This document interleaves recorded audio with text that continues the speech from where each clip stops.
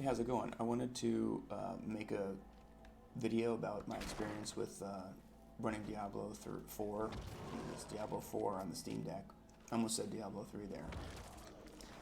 Um, and yeah, so if you just want the TLDR, it's very, very easy and very good, and I think that you should do it. A lot of the tutorials you will see on Reddit and things will talk about using Lutris. You don't need to do that. I would recommend watching a video about how to get WoW on the Steam Deck without bottles and without Lutris, and just copy that. And instead of WoW, you can just replace WoW with Diablo 4. One thing that you should know is the overwhelming majority of the videos that have a lot of views of how to do this will tell you that you should use GE Proton, specifically between versions 49 and 51. That seems to have been resolved. I am right now I've done GE Proton, I've done Proton 8, which is the newest main branch of Proton. I've done Proton Experimental, and they all work with Diablo 4. One thing to know, and you'll probably Google this when you run into it because it's kind of jarring, is there's some kind of bug, or there's some kind of behavior, I should say, with Diablo 4 on the Steam Deck. The first time you run it, you'll get to the character selection screen, and it will lock up. You'll hear the audio. Some of the UI elements will still have moving graphics, but you can't control anything. You can't move on the UI, and you don't see your characters. That's going to persist for like maybe 5 minutes. People don't know why it's happening. I think maybe it's a shader cache thing. Maybe it's a networking thing. But that will happen the first time you do this. Don't worry. Just put the Steam Deck down for 5 minutes, and you'll be all good, and you'll be playing. I didn't have to set up any controller configurations. They just are like this out of the box. You can change the controls in options for controller down here. It's got all the controller settings. During the installation, one thing I should mention is I opted to not use the high definition assets. The Steam Deck is a 800p screen, high definition, and I think they're talking about 4K assets. And I cut the installation size in half. So the default installation size is 85, 80, 90 gigs, and without high definition assets, it's just under 45 gigs. So I don't need, this is not a 4K screen. I'm not going to plug the Steam Deck into a 4K screen and play Diablo 4 on it. If you're going to do that and you want to try to run it at 4K in that configuration, then yeah, maybe you should use the 90 gigs. I highly doubt most people watching this video will do that. So, I highly recommend you just opt to not use the high definition assets. And 45 gigs for a modern game is very reasonable. That's not some Modern Warfare 190 gig monstrosity. Like, I'm happy with the install size here. I'm running this on low with high textures. Once I get into combat, I'll show you. So I'm running this on FSR balanced. I changed the frame rate caps to 60 for both of these, and I put this on low, and I changed the texture quality to high, and I also turned off VSync. I don't know where that is, somewhere up there. I turned off vertical sync. In my experience, I've not had a lot of good performance on the Steam Deck with VSync active, and as far as battery life, I am getting 3.5 to 4 hours of battery life on these settings. I am locking it to 45, so you see 60 frames up here. That's because I'm plugged into my external monitor. So you're seeing worse battery life than you actually get in handheld mode. I locked this to 45, and I put a thermal power limit of 10 watts on it. That's what I personally decided to do. If you want a little bit higher graphical fidelity, and if you can tell the difference between 45 and 60 in handheld mode, I cannot, then you'll get slightly worse battery life. I didn't see much big of a difference between low and medium. High is when it started to drop the battery life a bit. But long story short, this is incredible performance for a game that just came out on the Steam Deck, right? Like that is very, very good battery life relative to other games on the Steam Deck. So Blizzard games are kicking ass on the Steam Deck, and as far as battery life goes, one thing about that I'd like to mention is it's a little bit annoying to have to share controller configurations and performance settings with all Battle.net games. Now, it turns out that in this case, the performance settings for WoW and Diablo, they tend to be good for both.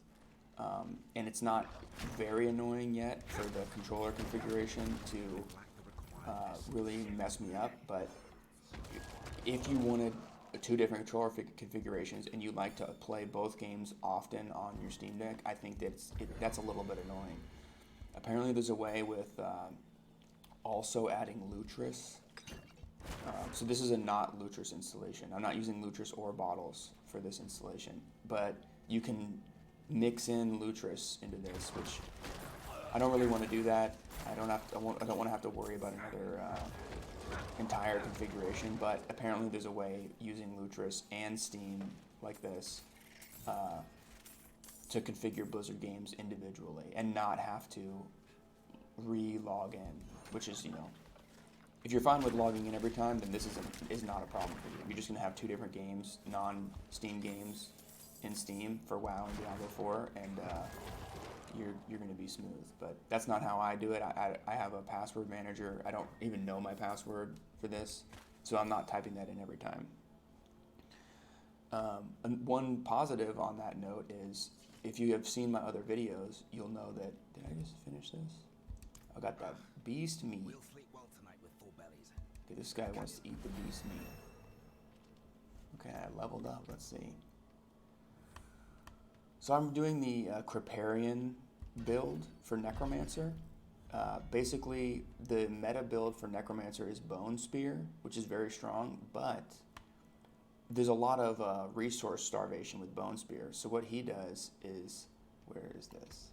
He's doing Skeletal Mages cold. So every time my mages attack, I get 2 essence. And there's a aspect, which is sort of like how legendaries work in Diablo, that